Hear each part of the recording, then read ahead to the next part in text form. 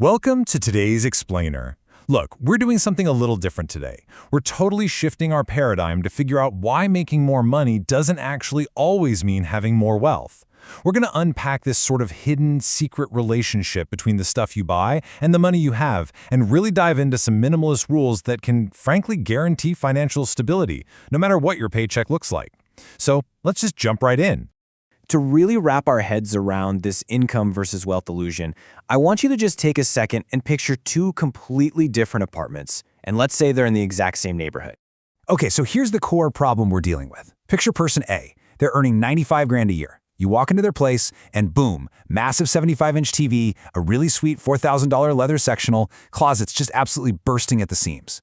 But inside, their stomach is in knots. They are literally two missed paychecks away from a complete financial meltdown. Now compare that to person B, earning $52,000. They've got a modest couch, a reasonably sized TV, but they are cool as a cucumber. Why? Because they've got 18 months of living expenses sitting completely untouched in the bank. Think about that. The person earning almost half as much actually has like 10 times the financial security, simply because they understand the true ongoing costs of their lifestyle. And that brings us to the hidden costs of ownership.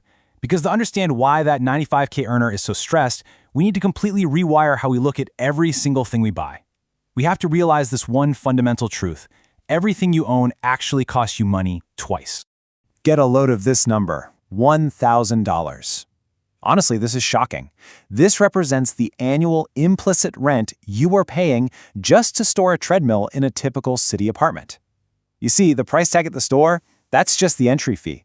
The space in your home costs money, usually around $30 to $50 per square foot every single year. So that treadmill isn't just a one-and-done purchase. It's practically a tenant that doesn't pay rent, actively charging you just to sit there. Seriously, every physical object you buy basically signs you up for recurring fees. We just talked about the storage space, right? But consider these other second costs. You've got ongoing maintenance. The rule of thumb in the industry is about 10% for things like boats. Meaning a $30,000 boat is costing you $3 grand a year just to sit in your driveway. Then, think about your mental energy. Researchers have actually found that visual clutter actively spikes your cortisol levels. Your stuff is literally stressing you out in ways you don't even realize. And finally, this is a big one, opportunity cost. That $15,000 home gym setup you never use, that could have been 15 grand compounding in the stock market, literally buying your future freedom. Okay, so how do we fix this? The absolute key here is figuring out how to stop the financial bleeding using a few really effective minimalist rules to curb that mindless spending. Rule number 1, calculate the cost per use before you hand over your credit card. Look at the math here. Let's say you buy a really well-made $400 jacket and you wear it 200 times. That's just $2 a wear. But if you grab some $200 impulse buy that just sits in the back of your closet collecting dust and you only wear it twice, you're paying $100 every time you put that thing on. Doing this quick math in your head instantly cuts through all the flashy marketing and the emotional high of shopping. Our next rule requires a little bit of an audit on your end. I want you to walk through your home and ask yourself this. It's uncomfortable, but trust me, it's so liberating.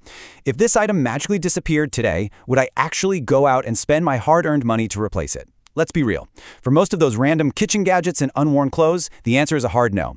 You've got to identify the stuff that's just draining your space and energy out of pure habit and just ruthlessly let it go. We also really need to stop upgrading just because we're bored.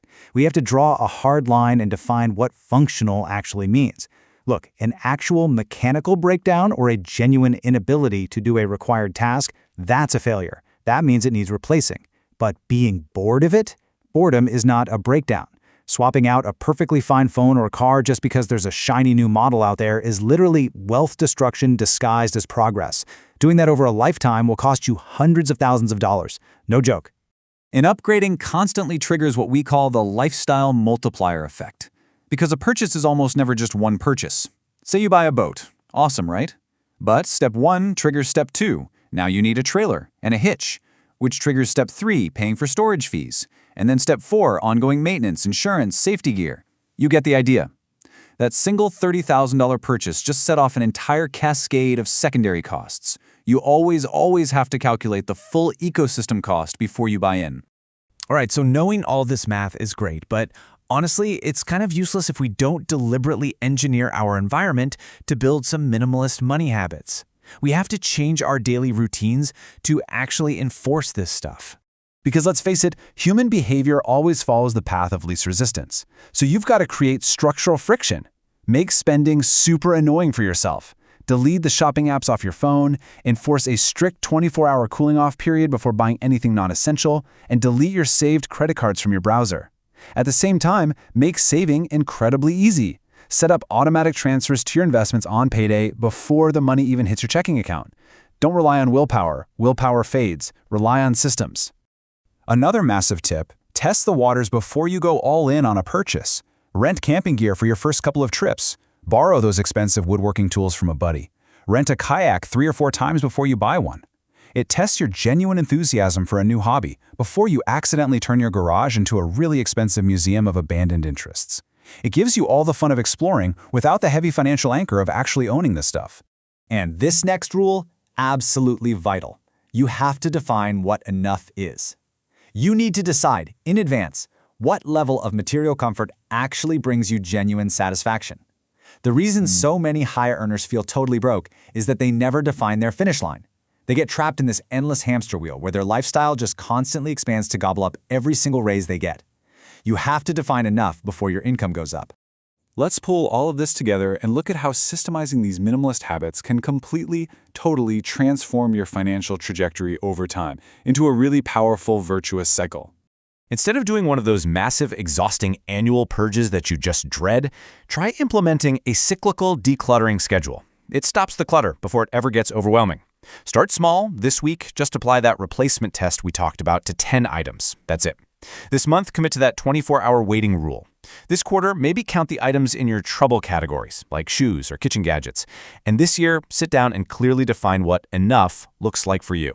You see, you ultimately have a choice between 2 paths here. Following these rules kicks off a virtuous cycle. The immense security of having a robust bank account literally replaces that emotional void that drives mindless shopping in the first place. You no longer need flashy stuff to feel successful because your bank account is telling you exactly what you need to hear.